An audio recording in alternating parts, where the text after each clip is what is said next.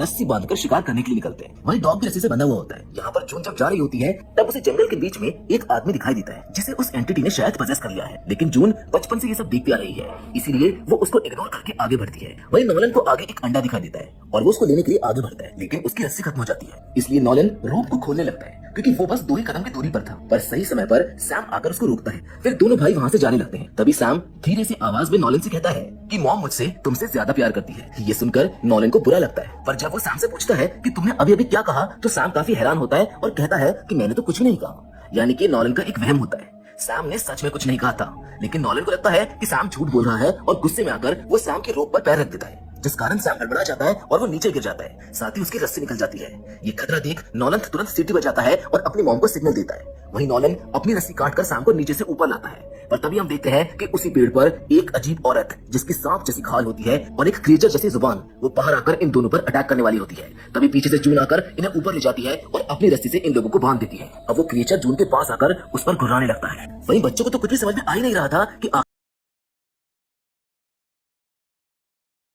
आखिर ये हो क्या रहा था। यहाँ पर एक बात तो समझ में आती है कि बच्चे उस क्रिएचर को नहीं देख पा रहे थे। खैर अब इस हादसे के बाद जून बच्चों पर बहुत ही ज्यादा गुस्सा करती है कि उन्होंने रूल्स तोड़े हैं। पहले तो वो उनसे माफी मंगवाती है, जिसके बाद ये लोग डिनर के लिए लाया हुआ शिकार पकाकर खाते हैं। तभी जून उनको वापस समझाती है कि इविल एंटिटी कैसे लोगों से ट्रिक करती है और वो एक कहानी बताती है कि जब वो छोटी थी तब एक बार इविल एंटिटी छोटी लड़की के रूप में उसके सामने आई थी। वो लड़की रोप के लिमिट से बाहर थी, उसको चोट लगी थी, लेकिन मुझको समझ आ गया था कि ये बस एक छलावा है, इसलिए मैंने उसको नहीं बचाया। उस दिन के बाद से आज तक मुझे उस लड़की की पुकार सुनाई देती है। लेकिन इतना सब कुछ कहने के बावजूद नॉलन को अभी भी अपनी माँ पर भरोसा नहीं होता है। वो बाहर की दुनिया देखना चाहता था, वो अच्छे खाने की तलाश में था।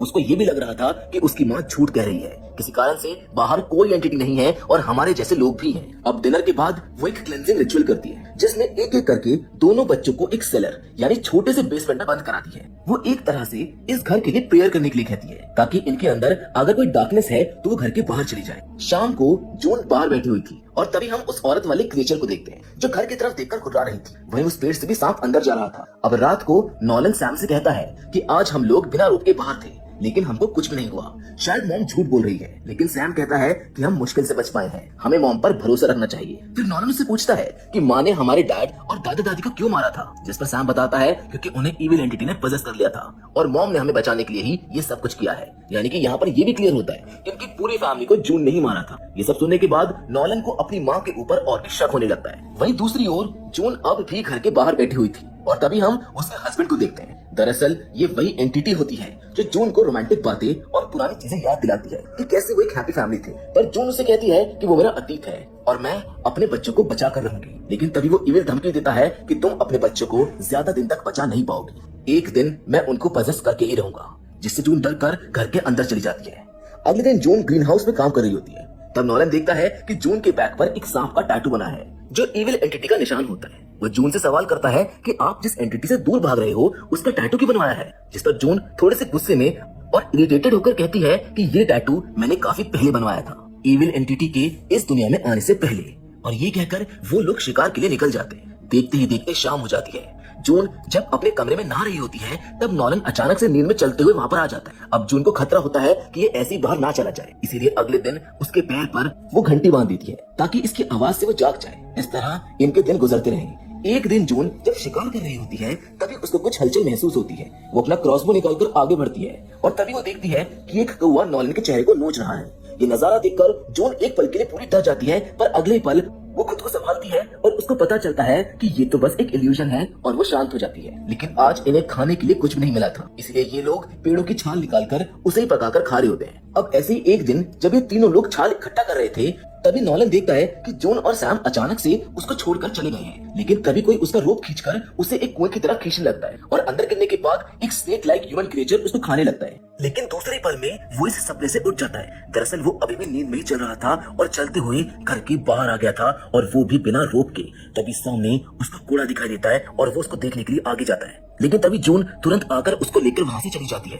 अंदर आने के बाद जून उसे उसी बेसमेंट में डालकर जबरदस्ती प्रेयर करने के लिए कहती है, जिसके कुछ देर के बाद वो बेसमेंट खोलती है। पर नॉलन इस हादसे के कारण अपनी मॉम को और भी ज्यादा हेट करने लगता है, क्योंकि उसे अपने सवालों के जवाब नहीं मिल रहे थे। रात में नॉलन सैम से कहता है कि अब बहुत हो चुका, हमारे पास खाने के लिए कुछ भी सामान नहीं बचा है, हमें बाहर जाकर मदद मांगनी होगी। लेकिन सैम उसके इस प्लान में साथ देने से मना कर देता है। वहीं अब जून भी अपने बच्चों का मूड देख लेती है और उन्हें एक डिवाइस दिखाती है। ये होता है इंस्टेंट कैमरा, और उन्हें कुछ पुरानी तस्वीरें दिखाकर बताती है कि इससे हम यादें बना सकते हैं। पहली बार उन्होंने ऐसी कोई चीज देखी थी, इसलिए उनका मूड भी सही हो जाता है। जिसके बाद वो उन्हें बताती है कि हमारे पास अब खाना नहीं बचा है और हमारे पास कोई भी रिसोर्सेज नहीं है, इसलिए हमें कोड़ा यानी कि डॉग को मारकर खाना पड़ेगा। लेकिन ये सुनते ही नॉलन जून से बहस करने लगता है कि आप बड़े हो, आपको खाना लाना चाहिए, मैं अपने डॉग को नहीं मारने दूंगा। नॉलन रोते हुए अपने डॉग को सहलाने लगता है। जून मजबूरी में कोड़ा को उससे छीनकर ग्रीन हाउस के अंदर लेकर जाती है, जिस वजह से गुस्से में नॉलन बिना रोक के ही घर से बाहर आ जाता है और अपनी मॉम से कहता है कि देखो बाहर ऐसा कोई भी क्रिएचर नहीं है। ये कहकर वो जून का भी रोप काट देता है और कोड़ा वहाँ से भाग जाता है। अब नॉलन जून को ग्रीन हाउस के अंदर ही बंद कर देता है। वहीं जून बिना प्रोटेक्शन के पैनिक होने लगती है, लेकिन नॉलन दरवाजा नहीं खोलता।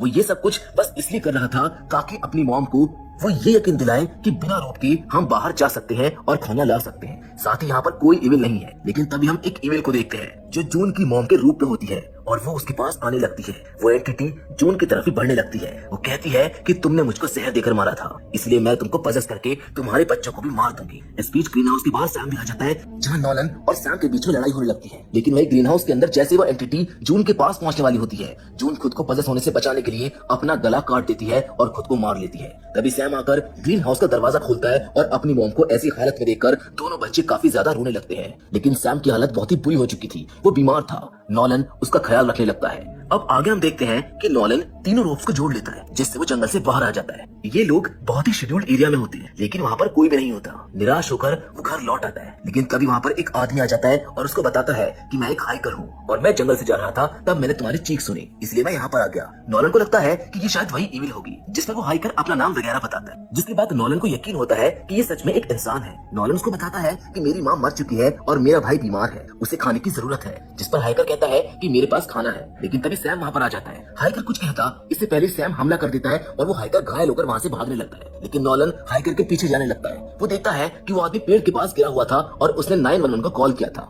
फोन के दूसरी ओर से भी आवाज आ रही थी, जिसको सुनकर हमको यकीन होता है कि ये दुनिया खत्म नहीं हुई है, अब भी शहर में लोग मौजूद हैं। नॉलन उस हाइकर का बैग लेकर वहाँ से घर वापस आता है, लेकिन सैम को यही लग रहा था कि वो रियल इंसान नहीं था, वो एंटिटी थी, इसलिए दोनों में बहस हो जाती है। पर सैम को भी काफी भूख लगी थी, इसलिए वो उसका खाना खा लेता है। सैम उसका पूरा बैग सर्च करता है, जिसमें उन्हें उस आदमी का वॉलेट दिखाई देता है, जिसमें उसकी बेटी की फोटो होती है। और ये देखकर सैम को भी एहसास होता है कि उसने एक रियल इंसान को मार दिया था और उसको पछतावा होने लगता है। फिर वो एक फ्लैशलाइट निकालता है और बाहर आकर बैठ जाता है। लेकिन तभी उसको एक आवाज सुनाई देती है जो ग्रीन हाउस से आ रही थी। वो वहाँ चला जाता है, जहाँ अचानक से एक छोटी लड़की आती है। वो लड़की कहती है कि मेरे डैड जंगल में खो गए हैं, क्या तुमने उनको देखा है? ये लाइट भी शायद उन्हीं की थी। अब सैम ने इस लड़की की फोटो देखी थी, इसीलिए उसको पता था कि ये हाइकर की ही बेटी है, इसलिए वो उससे माफी मांगता है और कहता है कि गलती से वो मारे गए हैं। वो लड़की रोते हुए वहाँ से चली जाती है। सैम भी उसका पीछा करने लगता है, लेकिन रस्सी एक जगह आकर खत्म हो जाती है, इसलिए वो रस्सी खोलकर जंगल में चला जाता है। लेकिन अचानक से वो लड़की गायब हो जाती है और तभी हम देखते हैं कि एक पेड़ से काफी सारे हाथ बाहर आते हैं और वो एंटिटी पेड़ के ऊपर चढ़ जाती है, जो सैम के पीछे के पेड़ से होते हुए उसके साइड में आ जाती है। वो एक अजीब से क्रिएचर की तरह होती है और अपनी लंबी जुबान निकालकर सैम के शरीर में घुस जाती है। यानी अब सैम भी पजेस्ड हो चुका है। दूसरी ओर बेडरूम में नॉलन की आंख खुलती है और वो रस्सी बांधकर बाहर आता है। तभी घर के पास सैम आता है और उसकी रस्सी काट देता है। अब अचानक से नॉलन के सामने वो लड़की और गाड़ी की लाइट्स ऑन हो जाती हैं। ये देखकर वो भागते हुए घर के अंदर आ जाता है, लेकिन सामने कोई भी नहीं होता। अब घर में वो सैम को देखने के लिए आता है तो वो बेडरूम में चुपचाप बैठा हुआ था। उसके ऊपर एक अंधेरा साया था, जो देखकर नॉलन घर को पकड़ते हुए वही रिचुअल की प्रेयर बोलने लगता है। लेकिन सैम पजेस्ड होकर नॉलन को बहुत बुरी तरह मारता है और उसको एक कमरे में बंद कर देता है। देखते ही देखते वो पूरे घर को आग लगा देता है और खुद बाहर आकर बैठ जाता है। अंदर नॉलन किसी तरह खिड़की से बाहर आता है और घर के दूसरे हिस्से की तरफ जाने लगता है, जो सेफ था। लेकिन सैम उसको चिढ़ाते हुए कहता है कि ये घर अब तुमको प्रोटेक्ट नहीं करेगा। नॉलन जब अंदर जाता है तब वही एंटिटी जून के रूप में आती है, जो नॉलन को अपने पास बुलाने लगती है। लेकिन नॉलन बहुत ही चालाक होता है, वो धोखे से उस एंटिटी को अपने साथ सेलर में खींच लेता है और सेलर को बंद कर देता है। वहीं बाहर सैम जलते हुए घर के साथ अपनी एक फोटो खींचता है और अंदर नॉलन उस सेलर में एंटिटी के साथ होता है, जो जोर जोर से प्रेयर बोलने लगता है। उन्हीं प्रेयर्स के कारण एंटिटी बहुत ही ज्यादा तड़पने लगती है। एंटिटी जून के शरीर को फाड़कर अपने असली रूप में आ जाती है और तड़पने लगती है। प्रेयर सुनते सुनते वो एंटिटी मारी जाती है, लेकिन अब घर भी पूरी तरह चल चुका है।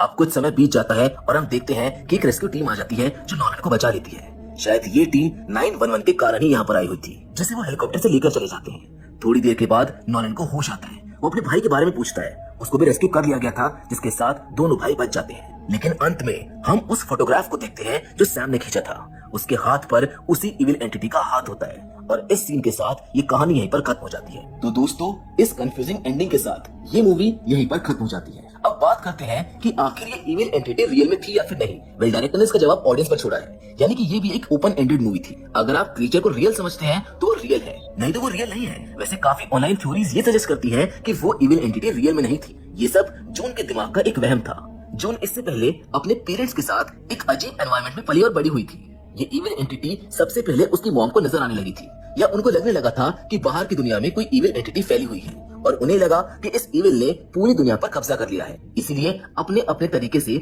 उन्होंने अपने घर को प्रोटेक्ट किया और रूप के जरिए आने जाने लगे। वो खुद को दुनिया से पूरा अलग रखते थे। इसी दरमियान जून की शादी भी होती है एक लड़के के साथ। अब वो लड़का इस इविल को मानता था या फिर नहीं, ये तो पता नहीं था, लेकिन आगे चलकर जून को ये लगने लगा कि उसके पेरेंट्स और हस्बैंड को उसी क्रीचर ने टच किया है, यानी कि वो पजेस्ट हो गए हैं। इसीलिए जून ने उनको मार दिया ताकि वो अपने बच्चों को बचा सके, और यही चीज वो कंटिन्यू करती है अपने